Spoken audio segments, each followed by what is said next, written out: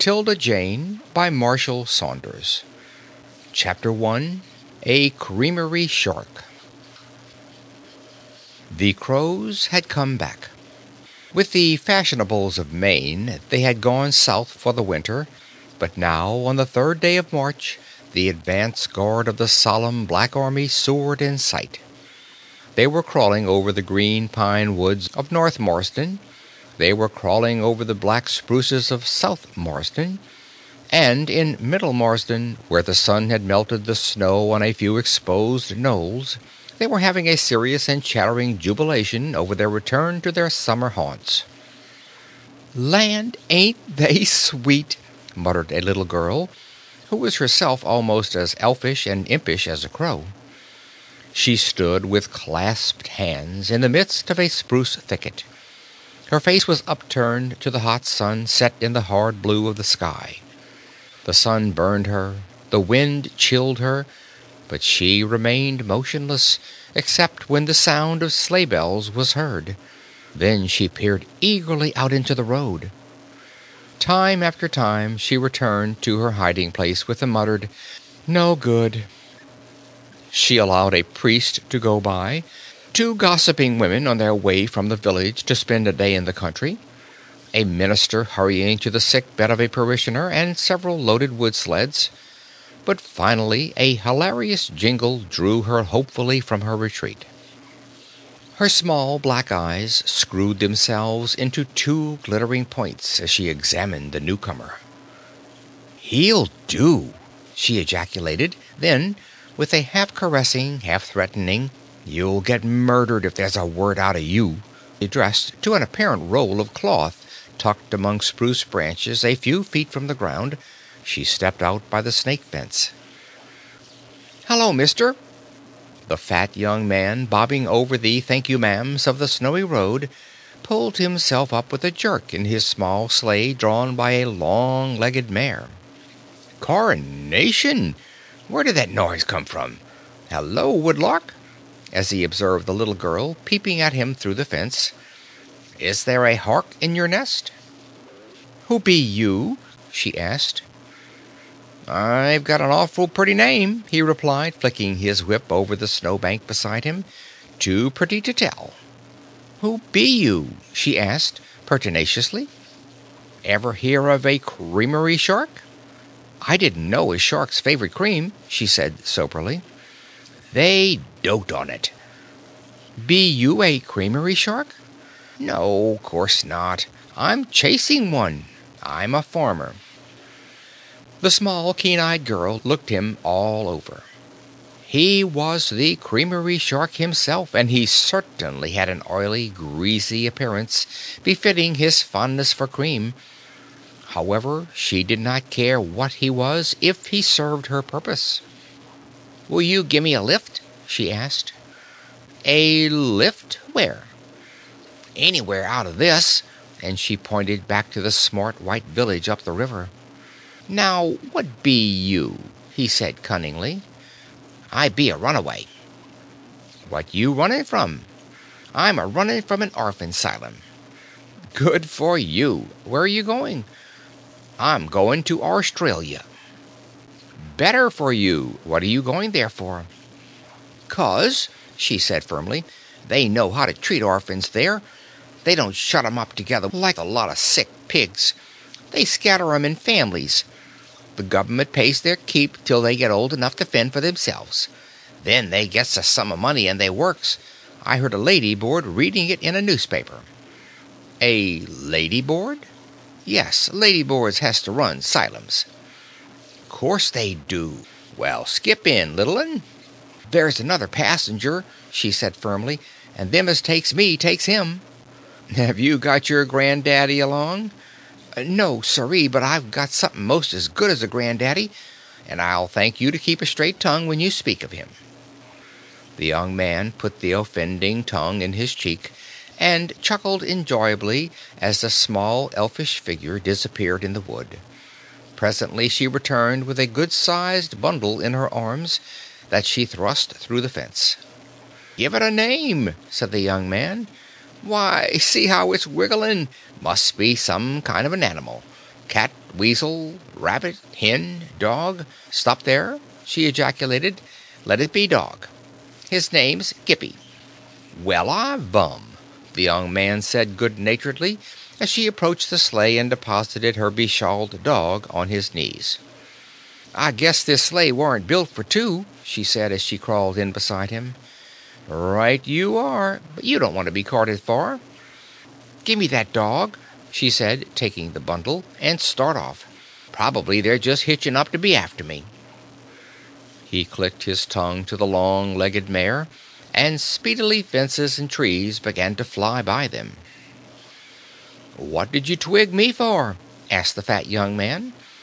Ain't you had no other chance? Lots, she said briefly. There was an old boy ahead of me with a two-seated rig and a youngster on the back seat. Why didn't you freeze on to him? She turned her little dark face toward him, a little face overspread by sudden passion. Do you know what that old shellback would have done? He'd have took you in. He'd have druv me back to that 'sylum. He looked too good, that one. You look like a baddie. Much obliged, he said dryly. I guess you've done bad things, she said inexorably. You stole pies and told lies and fed dogs and cats on the sly. I guess you've been found out. The fat young man fell into a sudden reverie, and they passed several white fields in silence. They'll never catch me, she said at last gleefully. We're going like the wind. The young man looked down at her.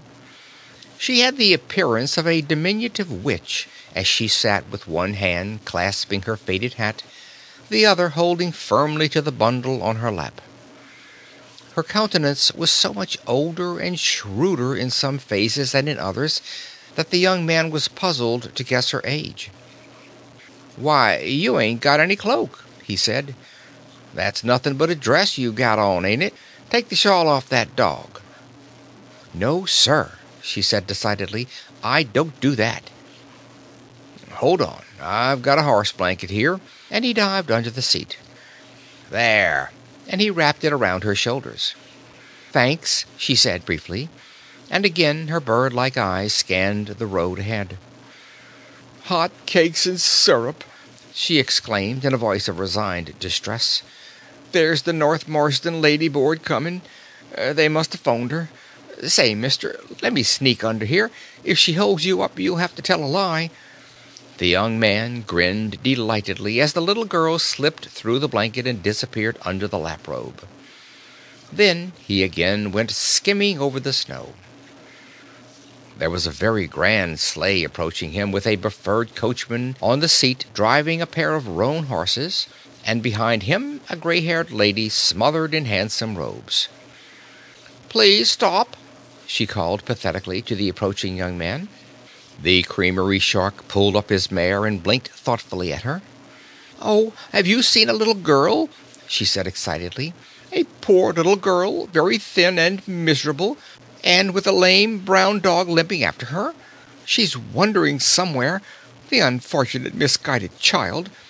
We have had such trouble with her at the Middle Marsden Asylum, the orphan asylum, you know. We have fed her and clothed her, and now she's run away. The fat young man became preternaturally solemn, the more so as he heard a low growl somewhere in the region of his feet. Did she have black hair as lanky as an Injun's? He asked. Yes, yes. And a kind of sickly green dress? Oh, yes, and a dark complexion. And a sort of steely air as if she dared the world? That's it. Oh, yes, she wasn't afraid of anyone. Then I've sighted your game, he said, gravely, very gravely, considering that the game was pinching one of his legs. I'll give you the scent, he went on. Just follow this road till you come to the 3 pine trees at the cross, then turn towards Spruceville. Oh, thank you, thank you. I'm ever so much obliged. But was she on foot or driving? Driving like 60. Sitting up on the seat beside a smooth old farmer with a red wig on and a face as long as a church. A red wig? Exclaimed the lady. Why, that's Mr. Dabley. He's one of our advisory committee. Dabbly or Grabbly, he's driving with one of your orphans. I see her as plain as day sitting beside him. Brown face, faded black hat, sickly green frock, bundle on her lap. Farmer Dabley. Incredible. How one can be deceived. Drive on, Matthew. We must try to overtake them. Had he one horse or two? A pair, ma'am, a light-legged team, a bay and a cream. He's a regular old sport. He's a Mephistopheles if he's helping that child to escape, said the lady warmly. I'll give him a piece of my mind. Her coachman started his horses, and the little girl under the robe was beginning to breathe freely when a shout from the young man brought her heart to her mouth. Say, ma'am, was that a striped or a plain shawl she had her dog wrapped in? Striped. She had the impudence to steal it from the matron and leave a note saying she did it because her jacket was locked up and she was afraid her dog would freeze. I'm under a great obligation to you, sir. No obligation, he said, lifting his hat. I'm proud to set you on the chase after such a bad young one. That's your girl, ma'am. Her shawl was striped. I didn't tell you she had the nerve to ask me to take her in. Not really, did she? The lady called back. Then she added wonderingly, But I thought you met her driving with Farmer Dabley. They had both turned around and were talking over their shoulders. There was a terrible commotion under the lap-robe, and the young man felt that he must be brief. If you bark, I'll break your neck, he heard the refugee say in a menacing whisper, and to cover a series of protesting growls, he shouted lustily, Yes, ma'am, but first I passed her on foot. Then I turned back, and she was with the farmer.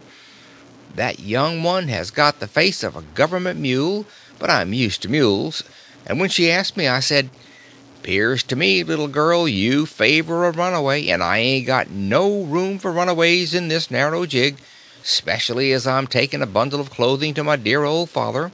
Likewise a young pig,' he added, as there was a decided squeal from between his feet. Thank you, came faintly after him as he started off at a spanking gait, and You're badder than I thought you was, came reproachfully from the tumbled head peeping above the lap-robe. You're grateful, he said ironically. I'm bad, but I only ask the Lord to forgive the lies I've got to tell, said the little girl as she once more established herself on the seat. You should have said, No, ma'am, I didn't see the little girl, and druv on. I guess you're kind of mixed in your opinions, he remarked. I ain't mixed in my mind. I see things as straight as that air road, she replied. I said, This is a bad business, for I've got to run away, but I'll be as square as I can. She paused suddenly, and her companion asked, What's up with you? Nothing, she said faintly. Only I feel as if there was a rat inside of me. You ain't got any crackers round, have you? No, but I've got something better. And he drew a flask from the pocket of his big ulster and put it to her mouth. Her nostrils dilated. I'm a Loyal Legion girl. Loyal Legion? What's that? Beware of bottles, beware of cups, evil to him who evil sups. Oh, a temperance crank. And he laughed. Well, here's a hunk of cake I put in my pocket last night. The little girl ate with avidity the section of a rich fruit loaf he handed her. How about your dog? Asked the young man. Oh, I guess he ain't hungry, she said, putting a morsel against the brown muzzle thrust from the shawl. Everything was locked up last night, and there weren't enough lunch for him and me. See, he ain't for it. He knows when hunger stops and greed begins. That's poetry they taught us. Tell us about the place you've been raised. No, stop. You're kind of peaked looking. Settle down and rest yourself till we pull up for dinner.